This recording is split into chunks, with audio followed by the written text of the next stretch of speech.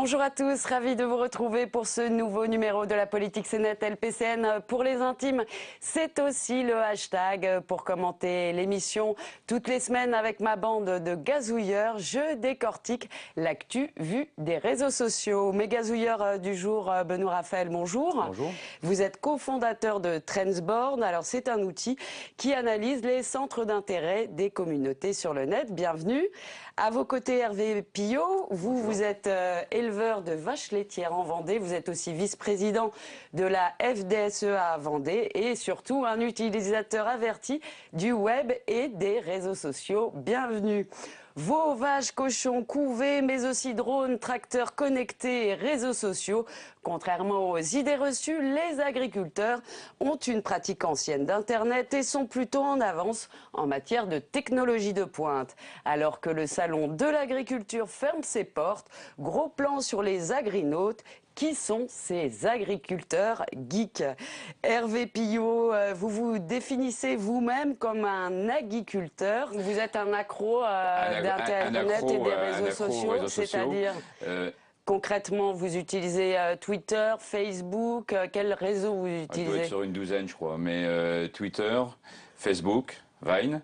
Donc ces petites vidéos de... C'est les petites vidéos de 6 secondes, c'est du tweet en images, LinkedIn, vidéo, Pinterest, j'aime bien Pinterest. C'est pour poser des belles images, c'est intéressant. Voilà, tout ça se complète. Il n'y en a pas un pareil, mais celui que j'utilise le plus, c'est Twitter, effectivement. Qu'est-ce que ça vous apporte? Je sais pas. Personnellement, ça m'apporte l'idée de véhiculer une belle image de mon métier, surtout. Vous savez, moi, je me suis intéressé à ces choses-là à la fin des années 90 avec la maladie de la vache folle, le SB, où on donnait une mauvaise image de notre métier, très dégradée. Et là, je me suis dit, il faut qu'on s'en occupe nous-mêmes. Donc, c'est pour changer l'image des agriculteurs et de l'agriculture. Oui, véhiculer du beau. Notre métier est beau. Benoît Raphaël, tous les agriculteurs ne sont pas accros à leur smartphone comme Hervé, mais ils sont quand même assez connectés. Oui, on sent que c'est vraiment une évolution. Alors effectivement, tous ne sont pas sur Twitter. Je crois que les chiffres sont assez faibles, mais aussi finalement, il y a 6% d'agriculteurs aujourd'hui qui sont sur Twitter. Mais on rejoint finalement les chiffres des Français sur Twitter, puisqu'on est globalement dans les mêmes proportions. Et ce qui est intéressant, c'est de voir qu'il y a à la fois une volonté quand on regarde ce qu'ils postent, en fait, une volonté à la fois de s'exprimer, de rentrer sur cette nouvelle place du débat, surtout de ne pas disparaître des nouvelles places de débat qui sont en train d'émerger, et de laisser également un témoignage de leur profession. Alors on a vu apparaître le hashtag Felfie. Alors c'est le selfie, mais le farmer selfie qui vient dire... C'est-à-dire, c'est donc le fait... Alors, le selfie, c'est quand on se prend en photo avec son smartphone. La station se prend en photo dans sa ferme avec un animal, veau, vache, cochon. Et Felfie, c'est farmer en fait. Selfie, donc c'est le selfie en fait des fermiers. Ça vient d'Irlande. C'était lancé par un journal agricole irlandais. Et sur Twitter, on en retrouve énormément. Il y a même un Tumblr qui rassemble ces Felfie. Puis il y a également un autre hashtag qui est assez émouvant, qui s'appelle Moi éleveur, où là on est pareil sur des photos, mais qui vont plus parler de la transmission du père au fils, de moments du métier, etc. Donc vraiment une volonté de laisser une trace et de laisser une empreinte sur ces nouveaux territoires. Pour commencer, quelque part, je dirais, à lancer, à montrer une nouvelle agriculture. Vous faites, vous, des Felfie, donc, Hervé Pillot? J'en ai fait quelques-uns, oui, des selfies. J'en avais fait un avant Noël pour souhaiter un joyeux Noël, et que ma vache avec qui j'étais souhaite aussi un joyeux Noël. Donc je l'avais un peu décoré avec quelques guirlandes, et puis voilà, j'avais fait un selfie comme ça.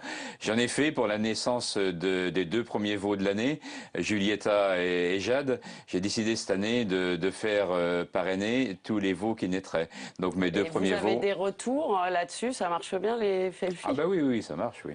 Oui, ça fonctionne. J'ai mis ça sur un Tumblr qui fonctionne bien aussi, oui, qui commence à avoir son petit succès. Je le disais en introduction, Benoît Raphaël, les agriculteurs, ils sont présents sur Internet depuis très longtemps, en fin de compte. Ils étaient même sur le Minitel. Donc il y a quand même une tradition, même s'ils ne sont pas tous avec leur smartphone. Oui, je pense que c'est quand même assez comparable à la population française. Je ne pense pas qu'il faille prendre les agriculteurs comme des gens complètement arriérés qui n'ont jamais été connectés. Par contre, effectivement, on se rend compte que c'est aussi un moyen de lutter contre l'isolement, la désertification aussi des terres agricoles, où pour un métier qui semblait difficile, on gagne pas beaucoup d'argent, etc. Internet permet aussi de rassembler, enfin, en tout cas, de pas plus de connexions, et puis je crois de faire émerger une agriculture beaucoup plus intelligente. Il y a beaucoup on va en parler, de l'agriculture intelligente. Il y a aussi beaucoup de sites de rencontres, en fait, pour les agriculteurs. Hein. Ça, j'ai découvert ça en faisant l'émission. Vous le saviez, vous, Hervé Pio? Pas trop, non. D'accord. Alors, c'est la version Internet de L'amour est dans le pré, quoi. Exactement, exactement. Alors, justement, sur cette agriculture intelligente, en fait, les agriculteurs utilisent beaucoup les technologies de pointe. Oui, parce qu'Internet, c'est pas seulement les réseaux sociaux, c'est aussi finalement les objets connectés. Le salon de l'agriculture, quand on va regarder sur Twitter ce qui se raconte sur le salon de l'agriculture, on voit surtout émerger, non plus les images d'Épinal habituelles, beaucoup de politique évidemment, dont le plus célèbre est le selfie d'Hervé Morin, qui s'est beaucoup partagé sur les réseaux. Mais à part ces éléments qui sont sans grand intérêt, on voit surtout émerger une dimension extrêmement moderne, avec des start-up qui se montent dans le domaine de l'agriculture. J'ai entendu récemment aussi sur une autre chaîne une banque qui se lance, qui a créé un fonds d'investissement pour investir dans des start-up sur des technologies extrêmement modernes. Ça peut être des drones qui vont venir survoler les terres pour analyser les besoins en azote ou le taux de chlorophylle, etc. Pouvoir aussi piloter des engins depuis chez soi. Et on voit émerger finalement l'image d'un agriculteur qui sera beaucoup plus séduisant que celui de L'amour est dans le pré, qui sera derrière en fait ces robots connectés à Internet avec ces drones connectés, etc., qui iront traire les vaches ou aussi donner un maximum de données pour mieux cultiver, peut-être cultiver de façon plus intelligente, de façon plus raisonnée. Et il sera dans une ferme super moderne, tranquille, il travaillera peut-être moins, en tout cas ça sera peut-être moins dur. Ça, c'est un élément important. Ça, c'est un élément. Pio, vous avez vous utilisez des drones, vous avez des amis, des collègues qui utilisent des drones. Quel type de technologie vous utilisez? Alors, le drone pour scanner les parcelles, pour savoir où mettre de l'azote, pour ne pas gaspiller, pour ne pas envoyer de nitrate dans les rivières, on va l'expérimenter à la Chambre d'agriculture de la Vendée dès le mois de juin. Il y a quand même un élément qu'il faut prendre en compte, c'est pour le moment des outils qui coûtent très cher. Très très cher, et on veut vraiment les expérimenter parce qu'il faut les rentabiliser. Ça veut dire quoi, très cher? Ah, mais le drone qui scanne avec toutes les applications qui vont derrière, parce que le drone par lui-même c'est facile, le drone lui ne coûte pas cher, mais les applications coûtent cher, c'est 25 à 26 000 euros. Donc, mais ça peut s'utiliser à beaucoup d'exploitations. Chacun n'a pas besoin de cet outil-là. Il peut passer des milliers d'hectares. Donc, on a toujours su dans notre profession s'organiser pour travailler. En fait, la notion de réseau dans le milieu agricole est très ancienne. C'est l'outil média qui donne un plus, mais on saura s'organiser pour les utiliser comme ça. Et le machine to machine, le web 3.0, on y arrive, et je pense que on y sera, je dirais presque avant beaucoup de professions, parce qu'on en a besoin.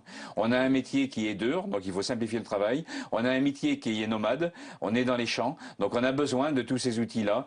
Ce qu'il nous faut vraiment beaucoup, c'est avoir de la couverture numérique sur le territoire. Et la ferme un peu, connectée avec des robots, etc. Vous la voyez comme ça, à quel horizon? Parce qu'on a l'impression que c'est déjà le cas aujourd'hui. Oui, c'est ça. Ça commence déjà à exister. Il y a des applications qui existent aussi. On a parlé des robots. Je crois qu'on parle beaucoup des smart cities, mais il y a aussi finalement les smart farms, si on peut appeler ça comme ça. Et surtout, moi, ce que je trouve intéressant, c'est qu'on est en train de passer d'une agriculture qui n'est pas forcément très bonne image, productiviste, qui pollue, etc., alors à tort ou à raison, vers une agriculture qui, grâce à l'analyse des données, des big data aussi finalement, qu'on pourra récolter, créer en fait une agriculture beaucoup plus raisonnée, plus intelligente, on gaspille moins, on pourra gérer les terres de façon beaucoup plus équilibrée. On est demandeur de ça, parce que gaspiller, et c'est pas surtout quand le gaspillage vu de notre côté, c'est de l'argent qui part par les fenêtres. C'est jamais agréable, hein, ni pour un agriculteur, ni pour quelqu'un d'autre. Donc on va pouvoir plus raisonner tous les apports. Croire qu'on passera de beaucoup d'apports qu'on faisait il y a 30 ans, on a déjà divisé par 5, par 10 les apports qu'on pouvait faire. On peut encore faire plus, et on va faire plus avec ces outils-là. Et vos vaches, elles sont connectées, Hervé Pio? Alors nos vaches commencent à être connectées. Oui, moi j'ai pas de robot de traite à la maison, ça existe, mais on a la vache connectée existe. On peut avoir des boucles d'oreilles électroniques, ça c'est une chose. On peut avoir des capteurs mis dans la panse de l'animal qui vont prendre sa température, qui vont voir comment elle rumine. Le cycle de rumination est très important chez l'animal. On peut détecter des maladies. On peut voir si on a besoin de la mettre au taureau, par exemple, des choses comme ça, suivant son rythme, comment elle avance, les pas qu'elle fait. Donc on peut voir tout ça, relié directement à des machines, relié au robot de traite, relié à l'alimentateur. Tout peut se faire, mais il faut l'œil de l'éleveur. Et ça, la machine ne le remplacera pas, mais peut largement aider l'œil de l'éleveur. Donc Benoît Raphaël, c'est même pas que l'Internet des objets, hein. C'est l'Internet des animaux, là, j'ai envie de dire. Alors, je me rends compte qu'ils sont aussi connectés. On a vu souvent, on a vu déjà sur Twitter, pas chez les agriculteurs, mais en fait des animaux qui avaient leur compte Twitter et qui envoyaient des photos, etc. Vous n'avez pas envie de le faire avec vos vaches? Non, parce que il y a quand même une chose, il faut faire attention à l'humanisation des animaux. Un animal, c'est un animal. Je sais que c'est un débat actuellement, ces choses-là. C'est pas un objet non plus, mais sur Internet, même sur Internet. Moi, quand je montre des images de mes animaux, je les laisse dans ce qu'ils sont, c'est des animaux. Et bien sûr, j'ai des rapports avec eux qui sont intéressants, mais il n'y aura pas un compte pour une vache, non jamais. Par contre, Hervé Pillot, ça sera le mot de la fin. Vous faites appel aux internautes pour baptiser votre prochain veau. Oui. Alors c'est la lettre J, c'est ça? C'est la lettre J. J pour moi est une année mythique. 94 la dernière fois on a eu Jazella qui était une vache exceptionnelle. Et là le J, vous pouvez en donner en lien avec les nouvelles technologies, avec un hashtag, un dièse. Ça s'appelle le cousin de hashtag parce qu'il y a eu un veau qui s'appelle hashtag. Parce que vous avez un veau qui s'appelle hashtag. Alors les équipes de Public Sénat là en régie proposaient JPEG. Je ne sais pas ce que vous en pensez. Vous avez quoi comme suggestion pour le moment? Ah moi j'ai pas, j'attends. D'accord, vous attendez. On fait donc un appel aux internautes. Elle pétille, elle pique parfois, mais nous donne toujours un coup de fouet. C'est la pastille de Lise.